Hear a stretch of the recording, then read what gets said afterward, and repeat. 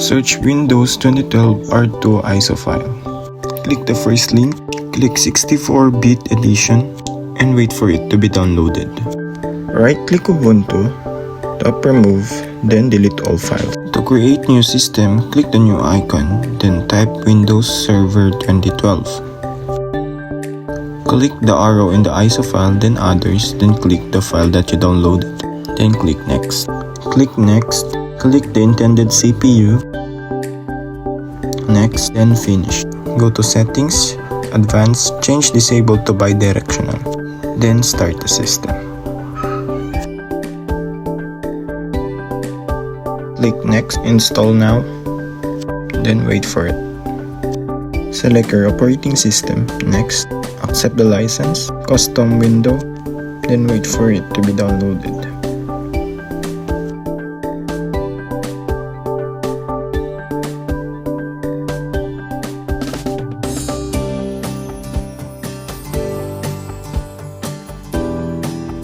Here, create your own password.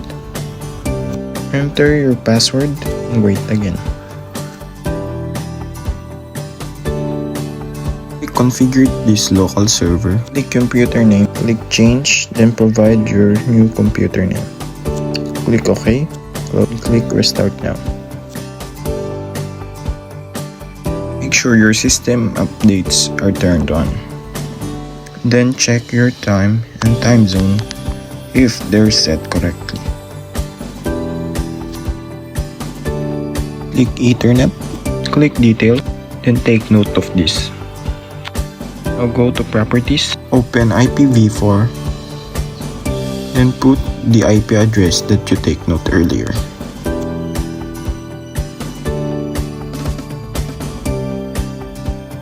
Add roles and features, next, then check the ADDS, then add features.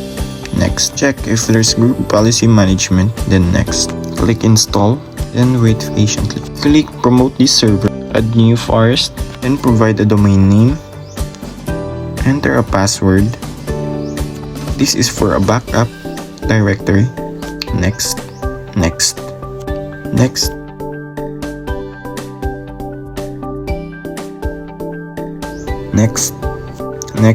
Now all prerequisites checks passed successfully. Now we're ready to upgrade this server to a domain controller. Now we can log in as an administrator account. At the top right part, click Tools. Click Active Directory Users and Computers. Click Layout.local. Click Layout.local, then New, then Organizational Unit, then enter a name. Then repeat the process to create two more organizational unit.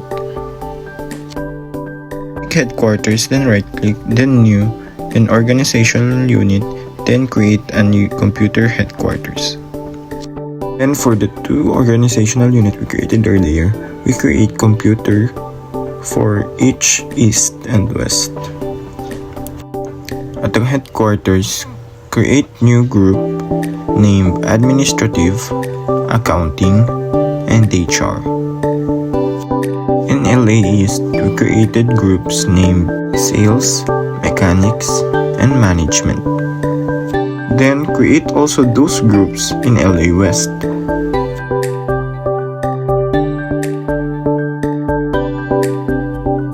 In headquarters, create a user, then fill the details. Create a strong password. Click next, then finished. Right-click the user, then add to group. Type administrative, then OK. Right-click the administrative, then properties, then members, then there's the user. Go to LA East, then new, create a user, fill the details.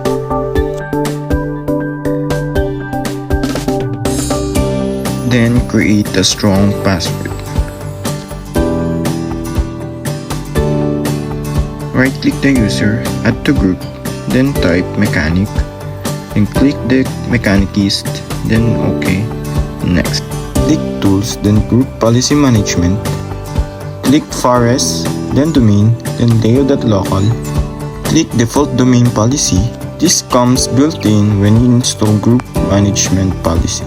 Right-click Default Domain Policy, then Edit. Click Policies, Windows Settings, Security Settings, Account Policies, then Password Policies. This is where we change the settings that is here. Change the enforced password history to 12 and the maximum password age is 21. Then let us just set the rest as default. Now we set account lockout policy. First is account lockout duration. We set this to 30 minutes. We apply it. Okay. Then okay. The second policy is the account threshold policy. We set it to 5. Now we go back to Layout@Local.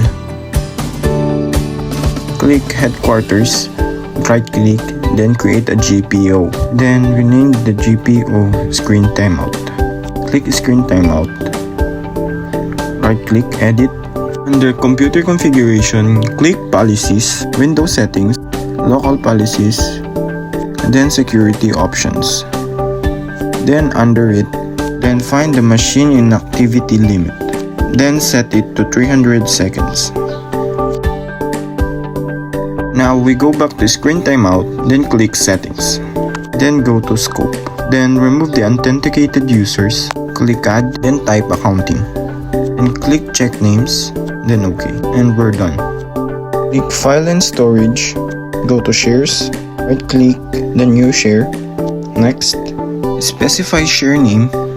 Next, next, next. Then Create. Go to File Explorer, click this PC, then enter this. Go back, New Share, next, type Accounting, click Next, next, Customize Properties, Users, Remove, OK. Click Disable Inheritance, then Convert, click Users, Remove, click Add, select a principal, type Accounting, check names, OK. Click Full Control, then OK. OK. Click Next, then Create. All done.